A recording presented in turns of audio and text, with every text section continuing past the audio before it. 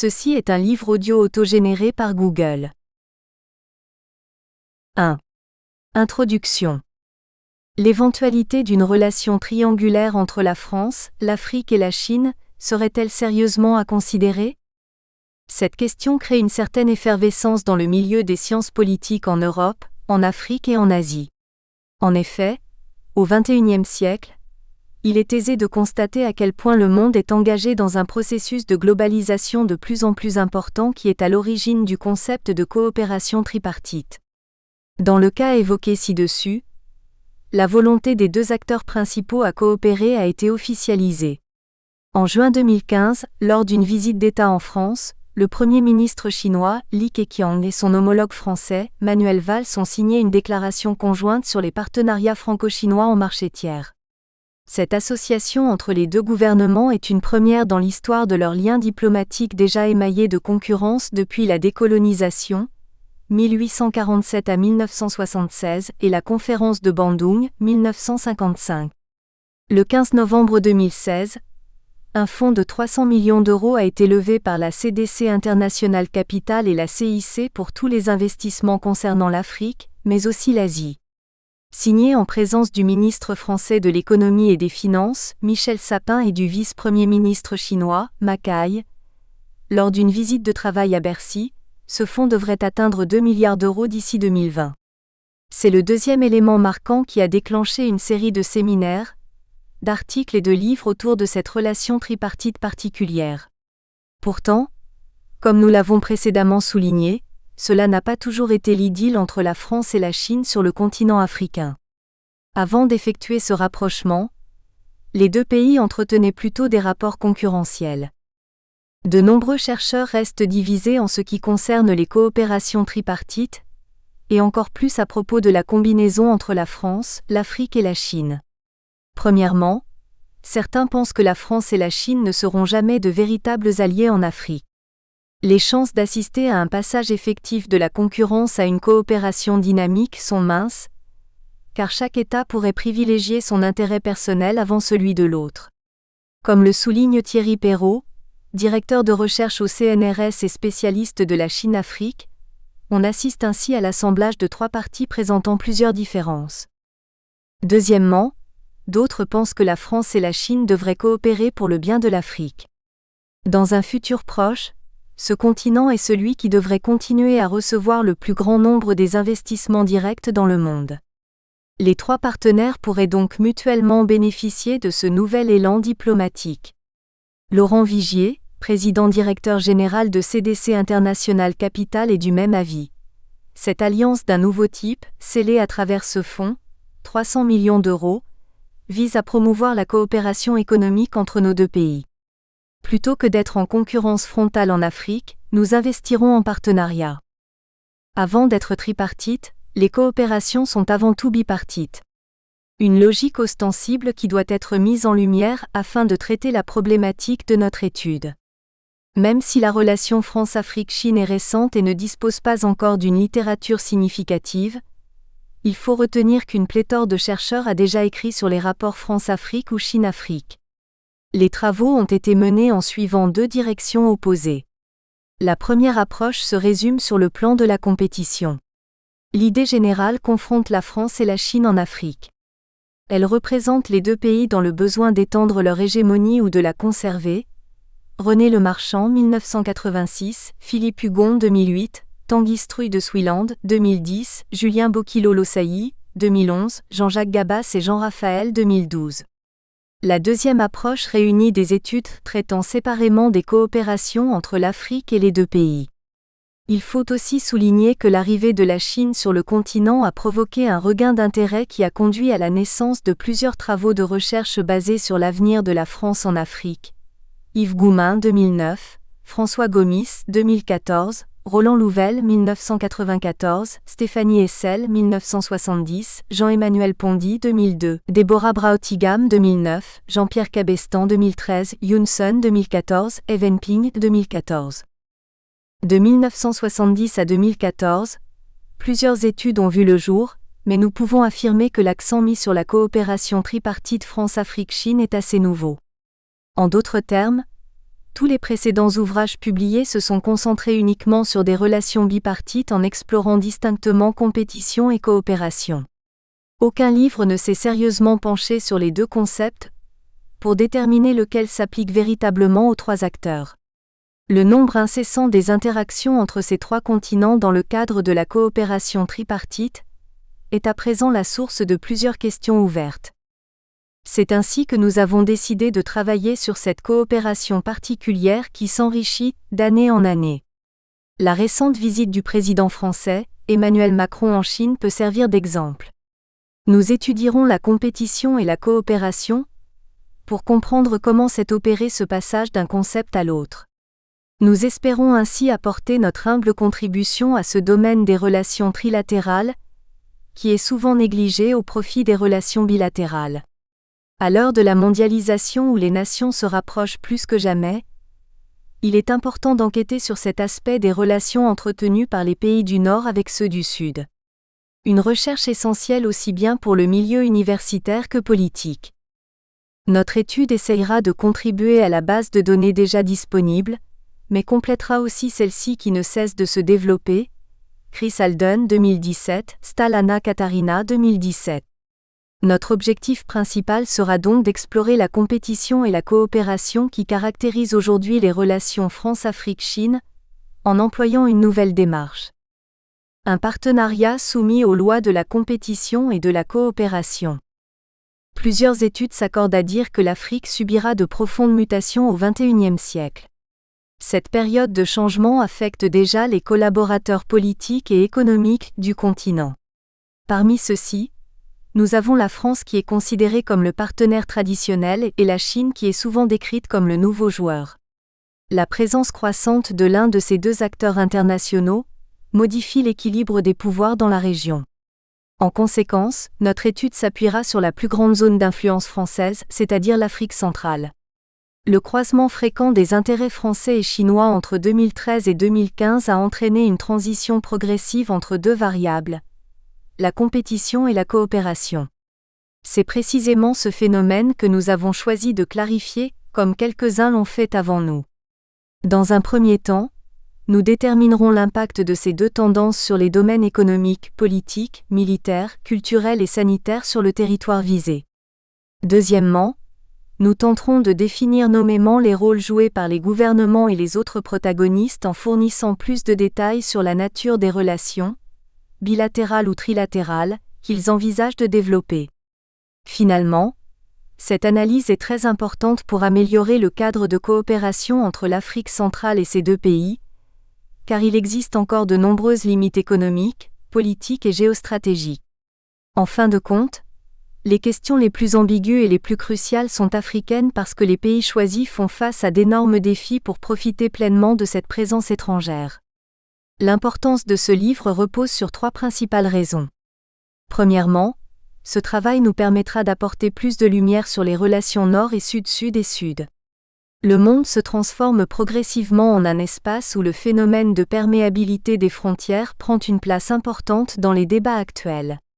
Le grand projet de la Chine d'ouvrir une nouvelle route de la soie qui relierait l'Asie, l'Europe et l'Afrique illustre parfaitement cet argument. Les échanges entre le Nord et le Sud devraient donc se multiplier dans les années à venir. Il est alors primordial d'étudier les différents symptômes de cette fièvre diplomatique qui embrasera bientôt les pays sous-développés, en voie de développement et développés. Deuxièmement, notre étude constituera un outil de travail pour tous les jeunes chercheurs et politologues avérés qui voudront approfondir leurs connaissances au sujet des interactions entre la France, l'Afrique centrale et la Chine. Les discussions et les débats sur notre problématique sont encore embryonnaires, parce que la coopération entre ces trois acteurs est évolutive. C'est dans cette optique que nous pensons que notre recherche renforcera et enrichira la littérature de ce sujet en pleine construction.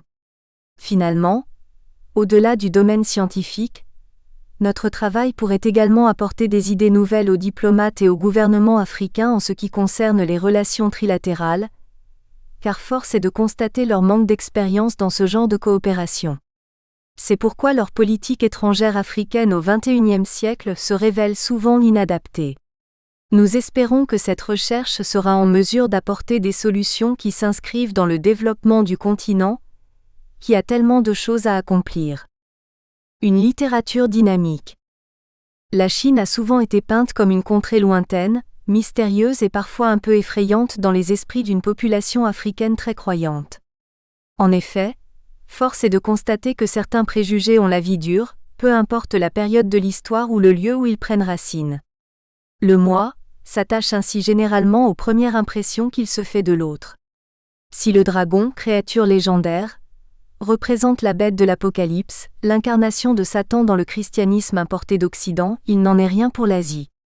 En Chine, le dragon symbolise la vie et la puissance.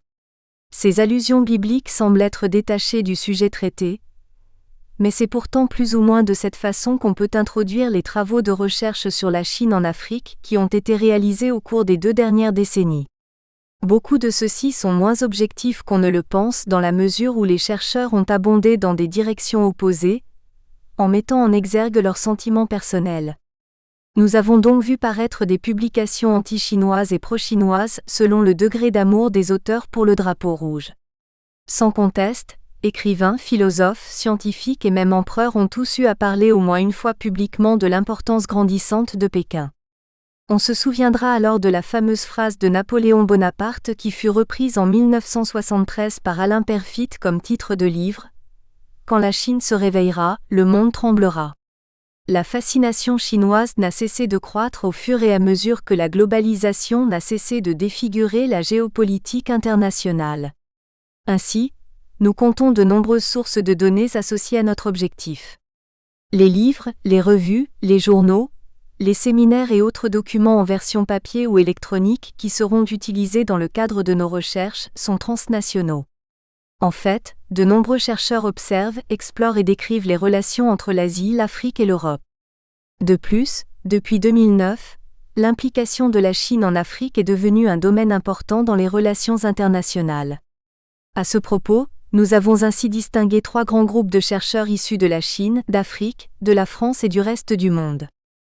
D'une part, nous avons des chercheurs chinois de haut niveau tels que He Wenping, Li Anshan, Liu Hongwu, Wang Gongyi, Wang Duanyang, Yang Liwa, Wen Zhong, Li Rong, Liu Haifang, etc.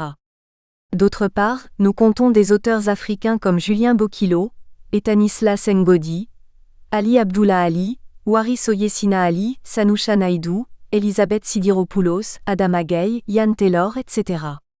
Finalement, nous ne pouvons pas oublier d'inclure des spécialistes français des relations entre la Chine et l'Afrique, notamment Thierry Perrault, Xavier Oregan, Jean-Pierre Cabestan, François Lafargue, Jean-Raphaël Chaponnière, Jean-Jacques Gabas, etc. En plus d'eux, nous pouvons citer quelques noms occidentaux dont les travaux ont eu un énorme impact dans ce domaine, Chris Alden, Deborah Brautigam et bien d'autres. La majorité de ces noms sont plus ou moins liés à notre sujet. En effet, ces auteurs ont alimenté notre motivation à travailler sur la coopération internationale et triangulaire au XXIe siècle. Pour le professeur He Wenping, l'enracinement de la Chine en Afrique s'exprime en matière d'infrastructures et de commerce international en raison de ses offres à bas prix et de l'échange de services contre des ressources naturelles. C'est pourquoi des pays occidentaux comme la France ont toujours accusé la Chine de piller les matières premières du continent et de néocoloniser l'Afrique. Ils considèrent la politique étrangère chinoise de non-ingérence dans les affaires intérieures comme un outil de soutien au État voyou qui ne respecte pas la démocratie et les droits de l'homme. Cependant, même en devenant le premier partenaire commercial de l'Afrique en l'espace de 60 ans, le professeur Wenping reconnaît que l'Empire du Milieu a encore besoin d'approfondir ses connaissances sur les États africains. Ce vide pourrait être comblé par une coopération avec d'autres partenaires étrangers, déjà sur place. Même s'il n'est pas facile de parvenir à une compréhension mutuelle entre les Chinois et les Africains, il n'est pas judicieux de se concentrer uniquement sur ces 2 acteurs.